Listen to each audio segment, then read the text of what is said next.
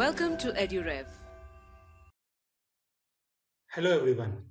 I am Anil Kumar, your mentor. Done my MBA from Symbiosis Institute of Business Management, Pune. For the last 18 years, I have been training students for CAT, SAT, and other MBA entrance examination. Hundreds of my students have got into prestigious BA school like IIMS, Accelerate, FMS, and many more. Now, students, in my last 4 lectures, we have learned all the concepts about arrangement. On today's lecture, we'll be solving typical context-based question on arrangements. So let's start with a relatively difficult question on arrangement. Now this question says, the members of a bank are Mr. A, Mr. B, Mrs. C, Miss D, Mr. E, and Miss F. The position that they occupy are manager, cashier, steno, teller, and a clerk, though not necessarily in that order. The assistant manager is manager's grandson. Cashier is stenographer son-in-law. Mr. A is a bachelor. Miss D is teller's stepsister and is manager's neighbor. Mr. B cannot have a grandson or son-in-law as he is 20-year-old. Fine, guys. Now, this is a difficult set. Fine. So, we'll try to solve it.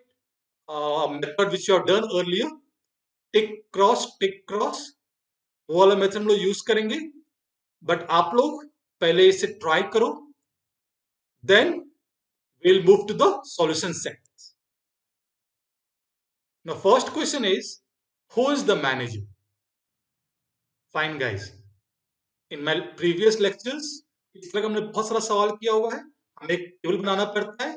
यहाँ पे हमने एक profession को column row wise ऐसे बनाया है जिसमें इधर मैनेजर लिखा है, असिस्टेंट मैनेजर लिखा है, cashier, steno, tailor and clerk, all the positions जो बैंक में उसका मैंने यहाँ पे मेंशन कर दिया है.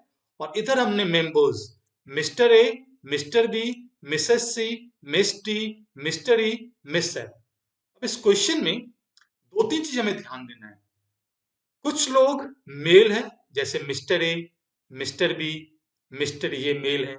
कुछ लोग फीमेल है, Mrs C, miss D, miss F. Again कुछ लोग यहाँ पे हमें पता चल रहा है मैरिड है, जैसे mrs C is married but miss D is unmarried, miss F unmarried. Male में हम लोग बैचलर और मैरिड दोनों को मिस्टर से डिनोट करते हैं.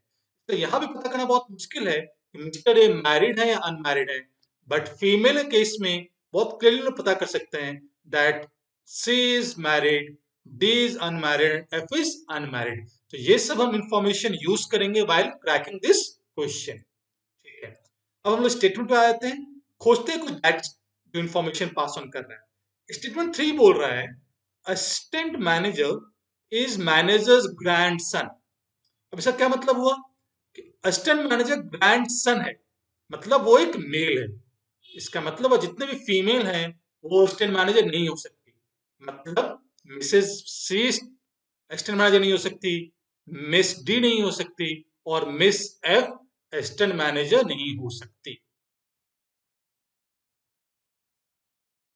और भी दिया हुआ है सेम स्टेटमेंट में कि manager has a grandson. Manager का एक ग्रैंडसन है. इसका क्या मतलब हुआ कि मैनेजर मैरिड है. मिस डी क्योंकि वो मैरिड नहीं है तो ये मैनेजर नहीं हो सकती, और मिस एफ ये भी मैनेजर नहीं हो सकती. ये दो लोग मैरिड नहीं है इसलिए ये लोग मैनेजर नहीं हो सकते. 4 बोल रहा है cashier is stenographer son in law. पहले कैशियर को देखते हैं. Cashier is son in law मतलब मैरिड है.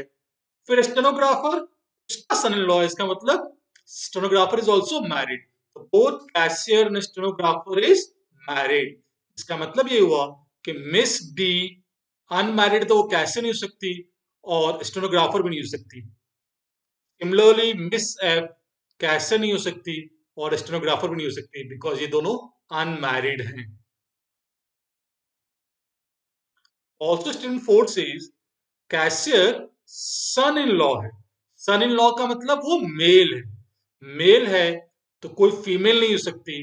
तो मिस डी और मिस एफ तो पहले ही से कट है, तो मिसेस सी भी कैशियर नहीं हो सकती। तो फिर इसको भी हम लोग क्या करेंगे, क्रॉस कर देंगे। अब स्टूडेंट 5 बोल रहा है मिस्टर ए इज बैचलर, और हमें प्रीवियस स्टेटमेंट से क्या क्या पता है कि मैनेजर, कैशियर और स्टेनोग्राफर तीनों मैरिड थे, और मिस्टर ए बैचलर है। देखो मिस्टर ए मैनेजर नहीं हो सकता, वो कैशियर नहीं हो सकता, और वो स्टेनोग्राफर भी नहीं हो सकता, बिकॉज ये तीनों प्रोफेशन वाले लोग मैरिड हैं। अब स्टेटमेंट 6 बोल रहा है miss D is tailor step sister. Miss D tailor की स्टेप सिस्टर है। यदि टेलर की स्टेप सिस्टर है तो खुद टेलर नहीं हो सकती। देखो मैं टेलर को क्या कर दिया, क्रॉस कर दिया। अब हम क्या ऑब्जर्व कर रहे हैं, मिस डी के रो में 5 क्रॉस हो चुका, 1 2 3 4 5, और 6 ही प्रोफेशन है, तो 6 प्रोफेशन बाय डिफॉल्ट टिक करना पड़ेगा। तो यहां से पता चलता है that miss D is a clerk. अब एक और इंफॉर्मेशन, यदि मिस डी क्लर्क है तो और कोई क्लर्क नहीं हो सकता, बिकॉज एक आदमी एक ही पोजीशन ऑक्युपाई कर रहा है। देयरफॉर कोई और क्लर्क नहीं हो सकता। तो इस क्लर्क वाले कॉलम में बाकी सारे लोगों को हम क्या कर देंगे, क्रॉस कर देंगे। अब ऑब्जर्व कर रहे हैं मिस एफ के रो में 5 क्रॉस लग चुका, 1 2 3 4 5। देयरफॉर 6 जो प्लेस एम्प्टी है वो उस पर टिक करना पड़ेगा। इससे हमें पता चलता है that miss F is a tailor. Miss F एक टेलर है। अब ऑब्जर्व करो मिस्टर ए के रो में 5 क्रॉस लग चुका, 1 2 3 4 5। इससे पता चलता है तो 6 प्लेस जो एम्प्टी है असिस्टेंट मैनेजर का, उससे मुझे टिक करना पड़ेगा। Hence mister A becomes assistant manager. Also क्योंकि मिस्टर ए असिस्टेंट मैनेजर है, तो और कोई असिस्टेंट मैनेजर नहीं हो सकता, तो मिस्टर बी भी असिस्टेंट मैनेजर नहीं हो सकता, और मिस्टर ई भी असिस्टेंट मैनेजर नहीं हो सकता। अब कुछ और इंफॉर्मेशन को यूज करते हैं।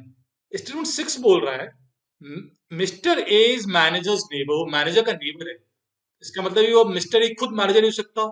देयरफॉर मिस्टर ई ने मैनेजर में क्रॉस कर दिए। नाउ स्टेटमेंट 7 बोल रहा है mister B does not have a grandson. But statement 3 में हमें ये पता था कि मैनेजर का ग्रैंडसन है। इसका मतलब ये हुआ मिस्टर बी मैनेजर भी नहीं हो सकता। अगेन अब इस कॉलम में, मैनेजर वाले कॉलम में 5 क्रॉस लग चुका against different people. Therefore 6% Mrs C में टिक करना पड़ेगा। Hence Mrs C becomes manager. और क्योंकि वो मैनेजर हो चुकी, तो वो कोई और पोजीशन ऑक्युपाई नहीं कर सकती। देयरफॉर स्टेनोग्राफर का पोजीशन में क्रॉस लगाना पड़ेगा। Hence Mrs C can not be an stenographer. From statement 7, Mr. B does not have a son-in-law. Mr. B का son-in-law नहीं है, बट हमें पता था स्टेनो का son-in-law था। इसका मतलब ये हुआ मिस्टर बी स्टेनोग्राफर भी नहीं हो सकता। लेकिन ऑब्जर्व कर रहे हो इस रो में 5 क्रॉस हो चुका। Since there are 5 cross in Mr. B row, therefore 6th row cashier। इसका मतलब ये हुआ mister B is a cashier, वहां मुझे टिक करना पड़ेगा। ऑल्सो कोई और कैशियर नहीं हो सकता, देखो मिस्टर ई भी कैशियर नहीं हो सकता, तो वहां मुझे क्या करना पड़ेगा, क्रॉस लगाना पड़ेगा। Now as there are 5 crosses mister E row, 5 cross लग चुका। देयरफॉर 6th पोजीशन स्टेनोग्राफर, उसमें मुझे टिक करना पड़ेगा। Hence he is a stenographer. Now what we are observing कि ऑल द टेबल में टिक या क्रॉस लग चुका है। Hence this are final arrangement. अब इससे हमें क्या पता चलता है, मिस्टर ए क्या है, वो असिस्टेंट मैनेजर है। मिस्टर बी क्या है, कैशियर है। मिसेस सी क्या है, मैनेजर है। मिस डी क्या है, क्लर्क है। मिस्टर ई क्या है, स्टेनोग्राफर है। और मिस एफ क्या है, टेलर हैं। Hence our table is completed. Now we can solve each question within seconds. पहला क्वेश्चन क्या बोल रहा है, question one ask who is the manager, manager कौन है, क्या ऑब्जर्व कर रहे हैं, mrs C is the manager, hence option B is the correct answer. Second question is who is assistant manager, table से देखते जो असिस्टेंट मैनेजर कौन है, तो हम ये ऑब्जर्व कर रहे हैं दैट यहाँ पे टिक है असिस्टेंट मैनेजर में जो कि मिस्टर ए है, therefore mister A is assistant manager जो कि ऑप्शन ए दिया गया है, hence option A is the correct answer. Third question who is tailor, tailor में देखो कहां पे टिक लगा हुआ है, यहाँ पे टिक लगा हुआ है जो कि मिस एफ का रो है, that means miss F is a tailor जो कि ऑप्शन ए में दिया गया है, therefore option A is the correct answer. Fourth question who is clerk, clerk कौन है, तो क्लर्क वाले कॉलम में ऑब्जर्व कर रहे हैं यहाँ पे टिक है और ये कौन है, मिस डी है, therefore miss D is the clerk जो कि ऑप्शन बी दिया गया हुआ है, hence option B is the correct answer. Last question who is the cashier, again very easy, cashier और रो में कॉलम में देख लो यहाँ पे टिक है जो कि मिस्टर बी है and therefore mister B is cashier जो कि ऑप्शन ए दिया गया है, hence option A is the correct answer. Hopefully सबको समझ में आ गया होगा, it was a difficult question but एक हमने नया मेथड देखा क्रॉस टिक, इसके हेल्प से हमने ये टेबल कंप्लीट किया। Now let's move to a second set of question. ये रिलेटिवली इजी सवाल है। It says in a school there are 5 teachers, P and Q were teaching agriculture, chemistry and botany. P and S were teaching management and agriculture. Q and T were teaching geology and Spanish. R was teaching chemistry and botany. इतना information provide किया गया, फिर कुछ questions पूछे गए। First questions, who among the teachers were teaching maximum number of subject? सबसे ज्यादा कौन पढ़ा रहा था?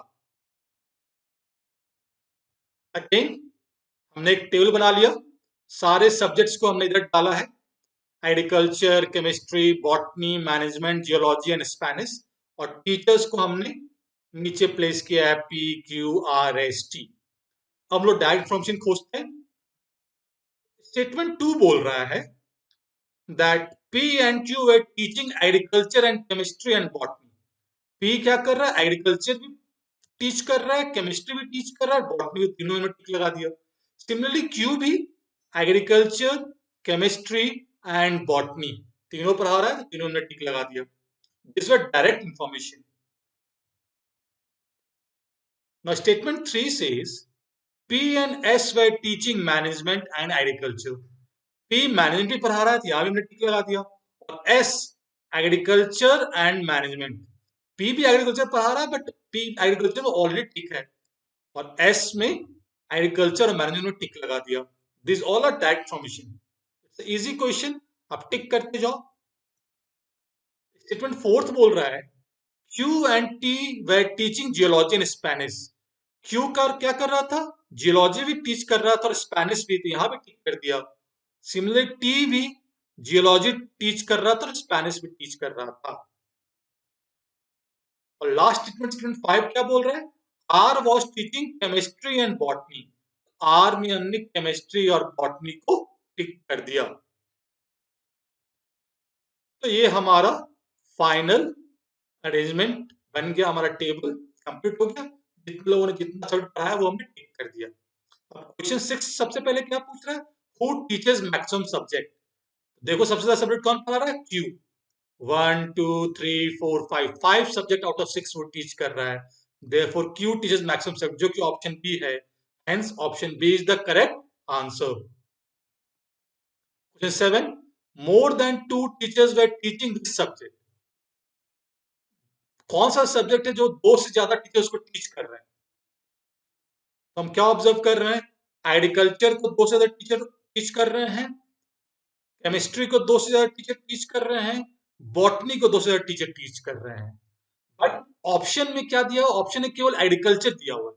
इस तरह का सवाल भी कैट बहुत पूछता है, जहां पे 3 लोग 2 से ज्यादा सब्जेक्ट टीच कर रहे हैं, ऑप्शन में केवल एग्रीकल्चर दिया है, इसलिए एज पर ऑप्शन मुझे एग्रीकल्चर टिक करना पड़ेगा, जो कि ऑप्शन ए है।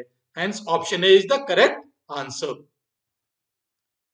Question 8. Which of the following pairs was teaching both botany and agriculture?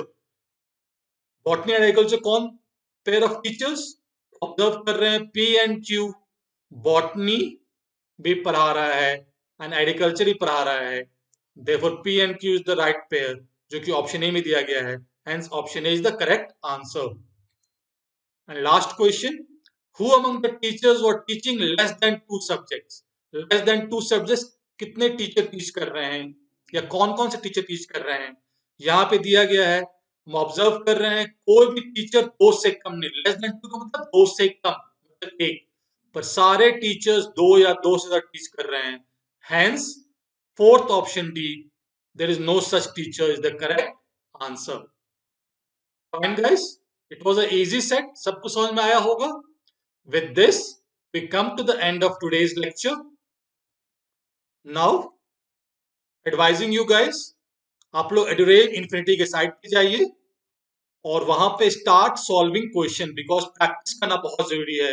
More than 10,000 questions uploaded है and they are prepared by CAT expert, जो एवरी ईयर कैट देते हैं और जिनको 99+ आता है. वैसे ही लोग ये क्वेश्चंस फ्रेम करते हैं, और जितने भी क्वेश्चंस होते हैं सारे कैट टाइप होते हैं और कैट के लेवल के होते हैं. हेंस प्रैक्टिस करना बहुत जरूरी है. Fine guys, take care. We'll see you in the next class. Thank you.